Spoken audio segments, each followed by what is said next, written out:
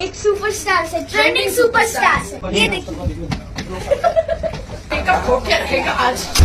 ये देखिए दोस्तों, बाप के अंदाज में दिखा है आज बेटा भाई। तो देखिए कितना बवाल किया है आज ऋषभ बाबू ने।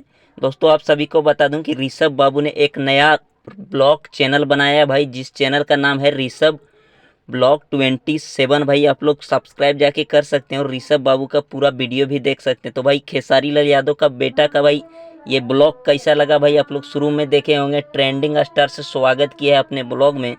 तो भाई आप सभी को बता दूं कि आज खेसारी लाल यादव का भाई स्टेज शो भी है गोपालगंज में भाई।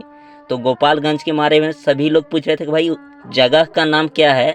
तो जगह का नाम है भाई बेलवा मिश्र भोरे में, यही है जगह का नाम, जहां गोपालगंज के अंदर ही है भाई, गोपालगंज जिला में बेलवा मिश्र भोरे में। आज आने वाले हैं खेसारी लाल यादव 8 बजे भाई। तो जितने भी खेसारी लाल यादव के चाहने वाले भाई, आप लोग अगर गोपालगंज है तो आइए। तो दोस्तों वीडियो अगर अच्छा लगा होगा भाई तो लाइक कीजिएगा, चैनल पे नए होंगे भाई तो सब्सक्राइब जरूर कीजिएगा।